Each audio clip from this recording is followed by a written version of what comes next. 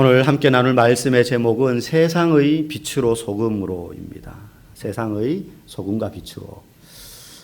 이 본문은 아마 여러분들 많이 들으셨을 것입니다. 또 잘 아는 유명한 설교들도 있고요. 성도가 이 세상에서 소금의 역할 또 빛으로서의 삶을 다해야 된다는 의미의 이제 본문 구절입니다. 그래서 교회를 다니지 않는 분들도 이 빛과 소금이 되라 그러면 무슨 의미인지 대부분 알 정도예요. 이렇게 노래 부르는 가수들 중에도 빛과 소금 이런 팀이 예전에 또 있기도 했었잖아요. 그렇죠? 그 정도로 유명한 구절입니다. 오늘 이 모든 이들이 잘 아는 이 본문을 통해서 우리가 한 가지 좀 주목해야 될 부분을 함께 은혜로 나누기를 원합니다. 13절 말씀 우리 다시 한번 읽어보겠습니다. 시작. 너희는 세상의 소금이니 소금이 만일 그 맛을 잃으면 무엇으로 짜게 하리요? 후에는 아무 쓸데없어 다만 밖에 버려져 사람에게 밟힐 뿐이니라. 소금에 대해서 이야기하고 뒤에 빛에 대해서 말하는데 여러분 소금은 요즘은 흔하지 않습니까? 그죠? 쉽게 마트 가면 살 수 있습니다. 하지만 성경이 쓰여지던 고대에는 소금이 굉장히 귀했습니다. 저희 여러분 집안마다 족보가 있잖아요. 저희 족보에 보면 그 성씨의 시조 이야기가 족보에 보면 나옵니다. 거기 보면 저희 성씨의 시조 어르신인 분이 왕건이 견훤에게 쫓겨서 어딘가로 도망갔을 때 그 성지역을 다스리는 성주였어요. 근데 왕건 편을 들 수도 있고 견훤 편을 들 수도 있는데 왕건을 도와서 이렇게 나중에 끝까지 왕건 편에 서서 왕건을 도우면서 고려를 개국하는데 공신이 돼요. 그러면 나라가 새로 세워지니까 공신들한테 이렇게 여러 가지를 하사하지 않습니까, 왕이. 근데 그때 보면 비단 몇 필, 말 몇 마리 하는데 들어갔던 게 소금이 있어요. 소금 얼마. 소금이 그만큼 귀했던 거라는 거죠. 근데 우리나라만 그랬던 게 아니라 예수님 당시에도 그랬어요. 여러분 영어 표현 중에 일을 하고 한 달이면 한 달, 2주일이면 2주일, 일을 하고 나서 급여를 받는 걸 셀러리라고 합니다. 그래서 월급 받는 직장인들을 뭐라 그러죠? 셀러리맨 그러잖아요. 셀러리맨. 근데 이 셀러리라는 말이 라틴어 살라리움이라는 말에서 유래가 됐어요. 이 살라리움이라는 말이 무슨 뜻이냐? 이 말은 소금으로 주는 월급 이런 뜻이에요. 소금으로 월급을 주다라는 말에서 월급 받는 직장인이라는 오늘날의 영어 셀러리맨이 나왔다는 거예요. 그 말은 그 고대 시대에는 뭘로 월급을 줬다는 거예요? 소금으로 월급을 줬어요. 왜냐하면 이게 돈만큼 귀한 가치가 있었던 것이기 때문에. 그래서 고대 그리스 로마 시대, 예수님이 사셨던 이 시대의 문헌들을 보면 소금으로 노예도 살 수 있고요. 그리고 군인에게 월급을 줄 때도 소금으로 월급을 줬다라는 기록들이 나옵니다. 실제 화폐처럼 소금이 가치를 가지고 통용이 되었다는 거예요. 이 당시에 예수님 당시에 이스라엘 사람들에게도 소금이 굉장히 귀중했습니다. 그런데 이 당시 2000년 전에 고대 사람들은 소금을 어떻게 구했느냐? 요즘은 이렇게 천일염, 그죠? 바닷물을 통해서 이렇게 소금을 얻기도 하고 또 전기 분해로 해가지고 소금을 이렇게 만들어내기도 한다고 해요. 근데 이 당시에는 그런 기술이 농업이 발달하지 않았을 때입니다. 그때는 소금을 함유한 돌이 있어요. 그런 돌이 많은 지역이 있단 말이죠. 암염이라고 합니다. 그 돌들을 막 캐요. 가지고 와서는 물에다가 그걸 녹입니다. 막 씻고 녹이고. 그럼 여러 반복합니다. 여러 물을 이렇게 공정마다 물을 담아놓고 거기에 이 암염, 소금이 포함된 바위, 돌멩이들을 막 녹이고 난 다음에 물만 나중에 정제해서 거기서 소금을 얻어내는 거죠. 그러니까 소금이 많이 생길 수가 없어요. 조금밖에 못 얻는 거예요. 그래서 귀한 겁니다. 그런데 그렇게 소금을 바위에서 다 채취하고 남으면 남는 돌멩이 있잖아요. 그거는 하나도 쓸데가 없는 거예요. 그야말로 그냥 석회고 돌멩이인 거예요. 이게 짠맛을 잃은 소금이에요. 오늘 본문에 표현하는. 이건 그냥 버립니다. 길거리에. 그럼 사람들이 발로 뚝뚝 차고 그냥 돌멩이나 마찬가지가 돼버리니까. 왜 거기서 소금기를 다 빼버렸기 때문에. 이게 맛있는 소금이에요. 오늘 본문에 나오는. 이 당시에 이 암염, 소금기가 포함되어 있는 돌멩이는 사람들에게도 귀했지만 이걸 어디에도 썼느냐 하면 동물들에게도 이걸 먹였어요. 이스라엘은 목축을 많이 하는데 엄청 낮에는 더운 지역 아닙니까? 근데 가축이 사람만큼 귀했단 말이에요. 그래서 이 가축들이 이렇게 풀어놓고 어느 정도 방목하고 있으면 거기에 이 암염 덩어리를 막 던져놔요. 그러면 이 가축들이 탈수 증상이 생기지 않도록, 그리고 소금기 염분을 계속 섭취해야지 그 더운 지대에서도 계속 가축이 살아갈 수 있으니까, 그러면은 가축들이 지나가다가 그 짠맛 나는 암염 덩어리를 막 핥아요. 한참 핥는 거죠. 몇 날 며칠 핥겠죠. 그러다 보면 이제 짠맛이 하나도 없어져요. 그럼 짠맛이 없어지면 어떻게 됩니까? 그냥 가축들도 알아요. 이제 여기는 짠맛이 없다. 그럼 짠맛이 빠지고 난 암염은 구멍이 숭숭 뚫려가지고 볼품도 없고요. 그럼 이제 가축들이 밟고 다니는 거죠. 더 이상 거들떠 보지도 않습니다.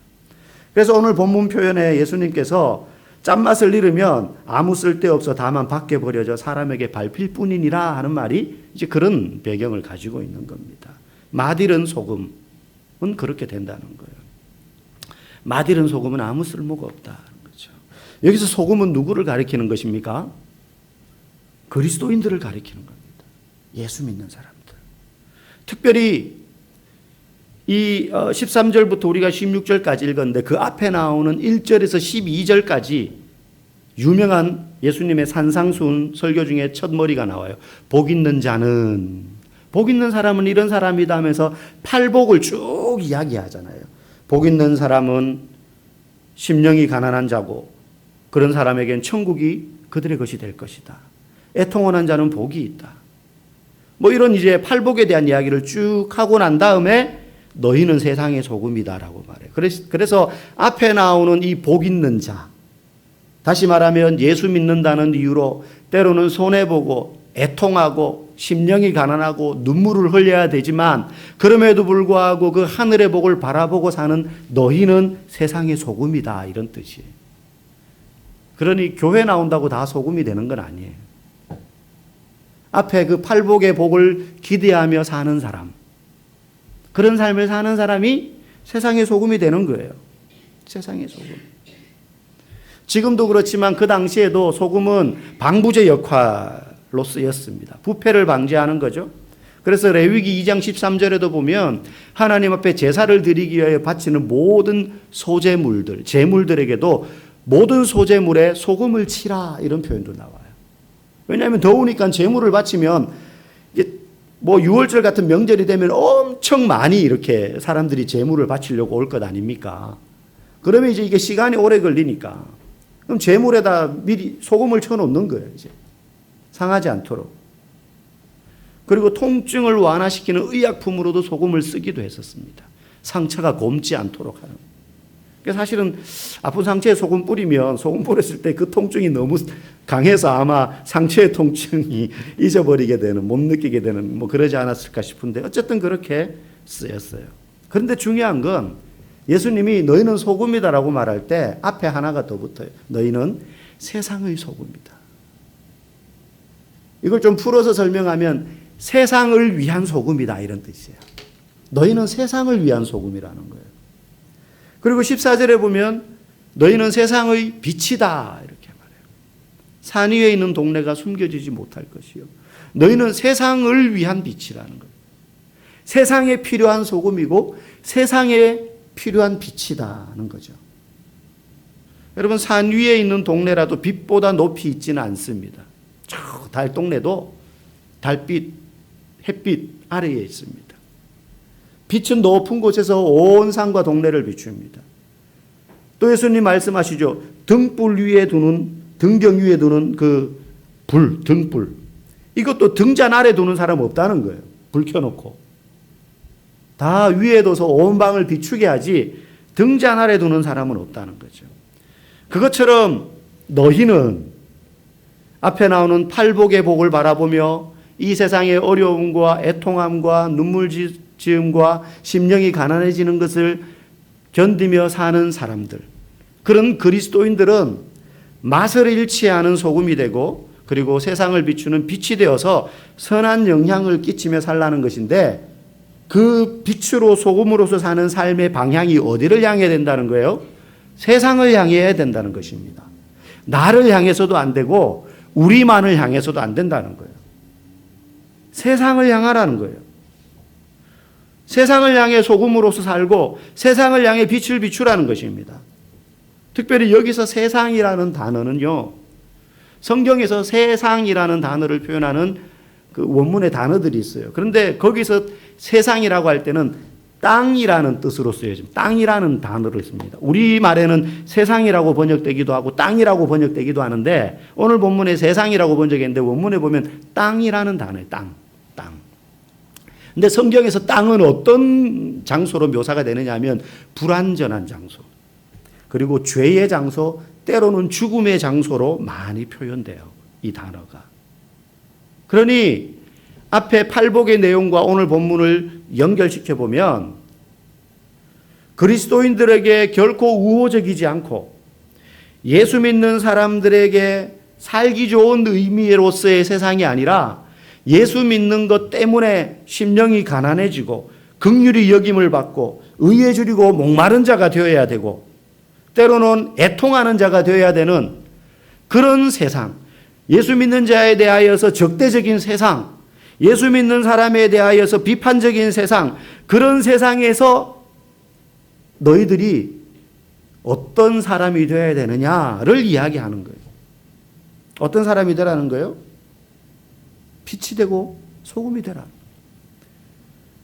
이놈의 더러운 세상하고는 저주하면서 예수님 빨리 오셔서 이놈의 세상을 다 심판해 주세요. 그럴 것이 아니라 죄로 인해서 그 상처가 곪아가는 세상의 상처를 낫게 해주고 소금이 되어서 통증을 완화시키는 거예요. 죄로 인해서 어두워져가는 이 세상에서 모든 사람들이 자기 자신만 알고 그리고 내 가족만 알고 다른 사람은 먹든지 굶든지 내 가족 내 자녀만 바라보고 사는 세상에서 옆에 있는 자를 보고 저 사람이 굶는지 아픈지 어떤 상처를 가지고 있는지 돌아보는 삶을 사는 것, 그게 빛으로 사는 것인데 내 가족, 우리 교회만이 아니라 우리 이웃, 내가 사는 이 지역과 세상을 향해 그런 관점으로 그런 삶을 살아가는 사람이야말로 소금이 되는 것이고 빛이 되는 것이다 라는 거죠.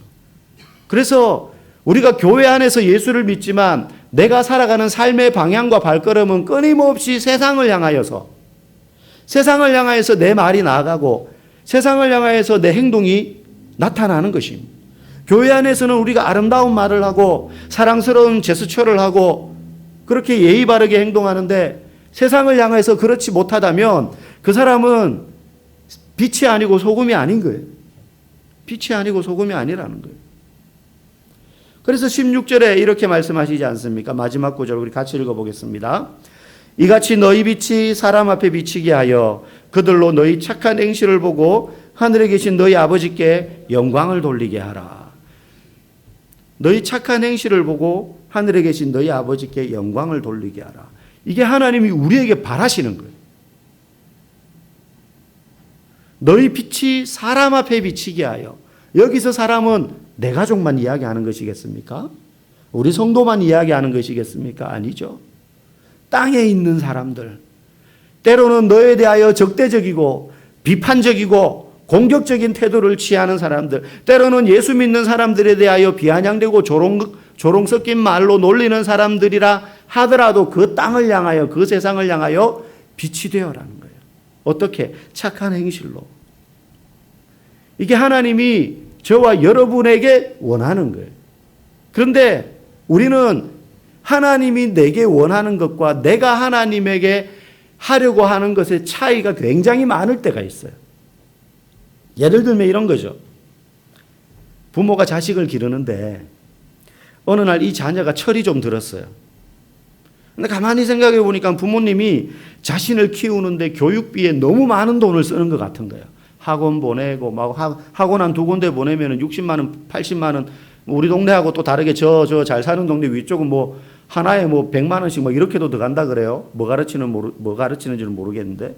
이 자녀가 나를 키우는데 우리 부모님이 돈 벌어가지고 전부 교육비에 투자하는 것 같아. 보니까 우리 아버지가 돈도 얼마 못 버는데 버는 돈의 대부분을 자녀 교육에 쓰니까 너무 죄송한 마음이 드는 거예요, 어느 날. 그래서 이 아들이 부모님에게 저녁 먹고 나서 드릴 말씀이 있습니다. 그러면서 딱 앞에 앉아가지고 진지하게 이야기합니다. 아버지, 어머니, 제가 이제부터 학교도 안 가고 학원도 안 다니고 나가서 작게나마 껌부터 팔아서 집안의 수익에 보탬이 되겠습니다. 그랬더니 부모가 너무 기뻐하면서 아이고 우리 자식이 이제 철이 들었구나. 아들아, 껌은 너무 작으니 과일부터 팔도록 해라. 혹시 그런 부모 있습니까? 그런 부모 있겠어요? 내가 언제 너보고 돈 벌어오라고 했냐? 돈 걱정하지 말고 너는 공부나 열심히 해. 뭐 이렇게 말하는 게 대다수의 부모의 마음 아니겠습니까? 여러분, 이게 하나님이 우리에게 바라는 것과 우리가 하나님의 하고자 하는 것의 차이입니다. 우리는 껌 팔고 과일 팔면 하나님이 기뻐할 거라고 생각해요. 그게 하나님을 위하는 거라고 생각해요. 근데 하나님은 우리에게 그런 걸 원하시지 않는다는 거예요. 성경은 끊임없이 그런 얘기들로 가득 차 있는 책이에요. 구약 내내 하나님은 우리에게 한 가지를 요구합니다. 하나님의 백성답게 살아라. 야, 너희들이 잘나서 이스라엘의 히브리인들 너희들을 내가 택한 게 아니야. 아브라함이 내게 뭔가 잘 보여가지고 그를 믿음의 조상으로 삼은 게 아니야. 오직 나의 은혜와 세밀하신 섭리와 사랑으로 너희들을 택했는데 너희들이 나를 위해서 뭐 한다고 하지 마. 다만 내 백성답게 살아가라. 예수님이 지금 그 얘기하고 있잖아요. 너희 착한 행실로 교회 안에서 뽁짝뽁짝 우리끼리 행복한 게 아니라 세상에 나가서 빛이 되고 세상의 소금이 되어라. 그게 다른 말로 하면 세상에서 하나님의 백성답게 살아라. 예수 믿는 자답게 살아라. 그게 우리에게 바라시는 주님의 뜻인 거죠. 학생이면 학생답게 공부에 열중하면 되는 겁니다. 나가서 껌 팔고 과일 팔고 하면 안 됩니다.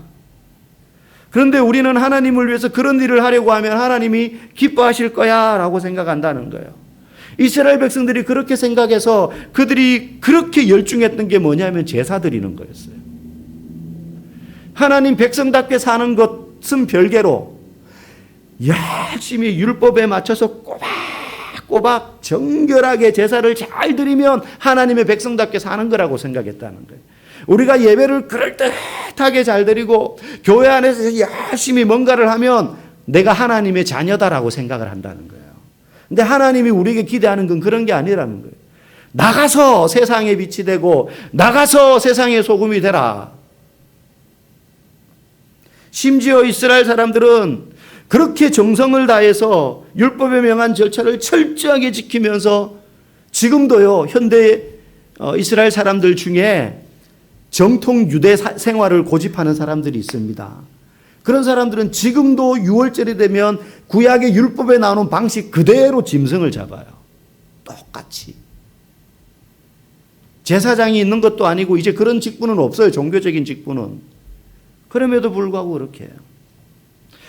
심지어는 구약의 백성들을 보면 그렇게 드리면서 우리가 이렇게 제사를 잘 드렸으니 하나님이 우리에게 필요한 것을 주실 거야 라고 생각해요. 그러니 제사를 정성스럽게 드리는데 제사 드리는 궁극적인 목적이 뭐가 돼요? 내가 원하는 걸 하나님 앞에서 하나님께로부터 얻고자 하는 것이 제사의 목적이 되어버리더라는 거예요. 하나님, 우리가 이렇게 멋지게 드렸잖아요. 우리만 이렇게 드리잖아요. 그러니 하나님 우리를 지켜주시고 복 주시고 땅 주시고 부강하게 해주세요. 요즘 우리식으로 말하면 하나님, 내가 이렇게 주일 한 번도 안 빠지고 예배 잘 드리고 내가 이렇게 정성스럽게 주를 위해서 헌금 많이 하고 이렇게 내 모든 걸 다 드려 정결하게 예배를 드리니 하나님 내 기도 다 들어주셔야죠. 하나님 돈 잘 벌게 해주셔야죠. 하나님 병 낫게 해주셔야죠. 한다는 거예요. 그런데 이스라엘 백성들이 진짜 정성을 들였어야 되는 건 제사가 아니라 제사 드리지 않는 외의 시간에 일상에서 하나님 백성답게 살았어야 되는 것입니다. 오늘 우리로 말하면 세상 속에서, 여러분 세상에서 제가 이 교회와 세상을 딱 이분법으로 나누는 것도 별로 안 좋다고 생각하는데 어쨌든 생활의 어떤 구역을 생각할 때 주일날 교회 나오는 것과 여러분 밖에 나가서 일하고 돈 버는 일 하는 것 중에 어디에 많은 정성과 시간을 줬습니까?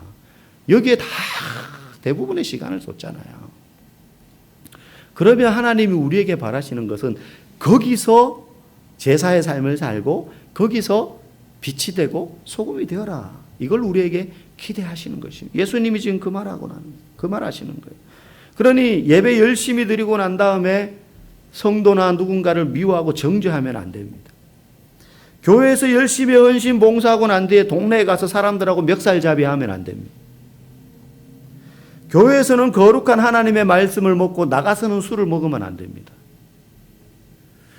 우리는 끊임없이 하나님께 나를 위해서 우리를 위해서 이러저러한 것을 해달라고 요구합니다. 물론 하나님 우리에게 그런 걸 구하라고 얘기하셨지만 그것만 요구하면 문제가 되는 것입니다.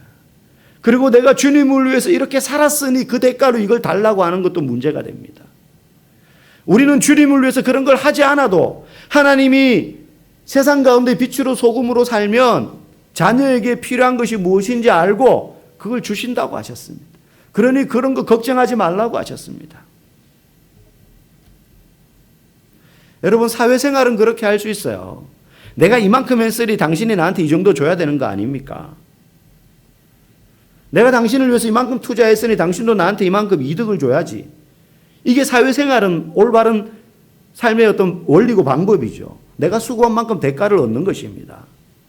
그런데 그런 마음으로 예배를 드리고 그런 마음으로 신앙생활을 하고 교회를 다니는 것은 잘못된 것입니다.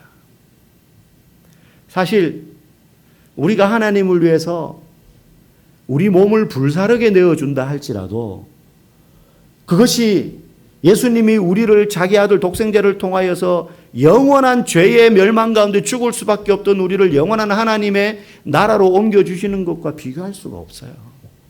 우리가 하나님을 위하여 우리의 전 재산을 팔아서 드린다고 한들 그걸 보고 하나님이 감동해가지고 딸아 아들아 내가 너를 위하여 우리 아들 독생자보다 더 귀한 이걸 줄게 하실 수 있는 분이 아니에요. 이미 우리는 하나님 앞에 그런 걸 드리지 못한다 하더라도 그것과 상관없이 우리에게 자신의 전부를 우리에게 내어주신 분이기 때문에 그렇습니다. 여러분 사회생활 하시는데 여러분이 회사를 위해서 열심히 일하는 게 아니잖아요. 내가 열심히 일해서 그만큼 돈을 벌려고 하는 것 아니겠습니까? 나는 돈 못 벌어도 내가 이렇게 회사를 열심히 해서 우리 회사가 발전해야지 뭐 그런 지극한 애사심으로 회사 일하는 사람 없잖아요. 그런데 적어도 신앙생활은 그렇게 해서는 안 되는 것입니다. 세상이 어떻게 되든 말든 그저 내가 예배 잘 드리고 내가 헌금 잘하고 내가 열심히 헌신하면 하나님이 내 기도 더 잘 들어주시고 또 내가 필요로 하는 거 더 빨리 채워주시겠지 하는 생각은 전혀 빛과 상관없고 소금의 삶과 상관없는 것입니다. 이미 그 사람은 맛이른 소금이고 밝기를 잃어버린 빛이 사라진 등불이에요. 내 사업, 내 건강, 내 자녀, 내 노후만을 위해서 기도하고 신앙생활 한다면 그 기도의 내용들이 바뀌어야 됩니다. 여러분 가정을 위해서만 기도하지 마십시오. 내 몸의 아픔을 위해서만 기도하지 마십시오. 바울도 고치지 못하는 자신의 육체의 질병 때문에 기도했죠. 근데 3번 간절히 구하고 난 다음에 하나님의 응답을 받았어요. 네 은혜가 네게 족하다. 저는 그 말은 저는 그렇게 이해해요. 처음에는 이게 무슨 말인지 몰라요. 이 아픈 것보다 하나님이 바울에게 주신 은혜가 더 크구나. 그러니 그 은혜 바라보고 살아. 이런 의미로 생각했어요. 근데 가만히 묵상하면서 야 그거 너 평생 지고 가야 될 가시야. 여러분 우리에게 아픔도 하나도 없고 손해봄도 하나도 없고 삶의 고민도 하나도 없이 모든 것이 완벽한 평탄한 삶으로 주님의 인생, 주님을 위한 인생을 살아가는 사람 우리 중에 아무도 없어요. 주님을 위하여 평생을 던진 선교사님들도요 삶의 말 못할 쓰라린 인생의 잔들이 다 있습니다. 가족의 문제, 자녀와의 문제, 육신의 질병, 경제적인 어려움. 저도 마찬가지고 여러분들도 마찬가지예요. 그거 다 사라지고 정말로 아무런 문제 없이 내가 주님의 일을 하고 싶어 한다? 그런 사람 없어요.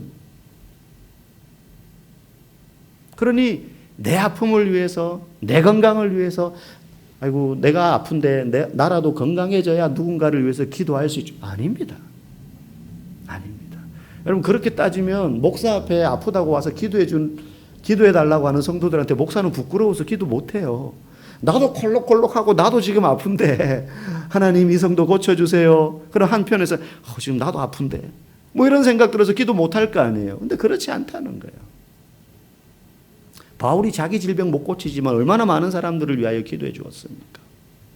그러니 나를 위한 기도만 하지 말라는 거예요.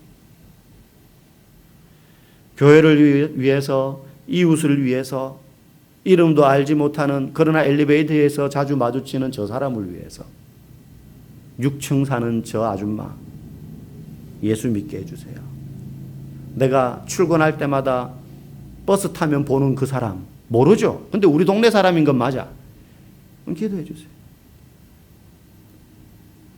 안산 동산교회 김윤중 목사님이 예전에 참 교회 개척하고 전도할 때 그랬다 그러지 않습니까? 그 동네 버스 노선 다 외워가지고 집에서 교회까지 오면서 걸어오는 동안 있는 집집마다 문패 붙잡고 누군지도 모르는데 문패 붙잡고 이름 부르면서 누구씨 누구 김아무개 최아무개 박아무개 예수 믿고 구원 얼굴도 몰라요. 그렇게 기도했다 그러잖아요.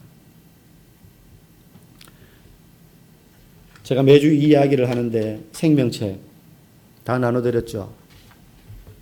이름을 모르면 출근할 때마다 버스 중역에서 만나는 그 아가씨 그렇게 적어요. 혹시 교회 안 다니면 예수 믿게 해주세요. 이웃을 위해서, 직장과 우리 마을과 세상을 위해서 기도의 내용이 변해야 되는 것입니다. 뭐 세상에 빛이 되고 소금이 되라는 게요, 어마어마한 일을 하라는 게 아니에요. 내가 있는 그곳에서 빛이 되면 돼요. 내가 있는 그곳에서 소금이 되면 됩니다. 맛만 잃지 않으면 소금이 되는 것이고, 온 세상을 비추는 거대한 빛이 아니라도 밝기를 잃지만 않으면 거기를 밝히는 능력이 생기는 거예요. 예수 믿는 자들이 적어도 들어서는 안 되는 소리가 있어요. 예수 믿는다고 유세 떨더니 우리랑 다를 거 없네? 어려워지니 지 살기 급급하네? 이건 빛을 잃고 짠맛 잃은 소금이에요. 들어야 하는 소리가 있어요. 예수 믿는다고 하더니 확실히 우리랑 다르네. 예수 믿는 사람 때문에 그래도 우리 사회가 소망이 있네. 저 교회 때문에 소망이 있네. 정직이 그리고 구제가 흘러가고 양심이 살아있고 세상이 살만하구나 하는 소리를 저와 여러분들을 통해서 그들이 생각하도록 말하도록 만든다면 오늘 우리 모두는 세상을 향한 소금이 되고 세상을 향한 빛이 될 수 있다고 생각합니다. 이게 하나님이 우리에게 하는 기대입니다. 하나님 우리에게 하나님을 위해서 뭔가 대단한 걸 하기를 우리에게 기대하지 않습니다. 내가 아니라 세상을 향해 소금이 되어라. 세상을 향해 빛이 되어라. 이 하나님의 기대에 따라서 우리가 그렇게 일터와 사업장과 지역과 마을에서 살아갈 수 있기를 주님의 이름으로 간절히 축복합니다.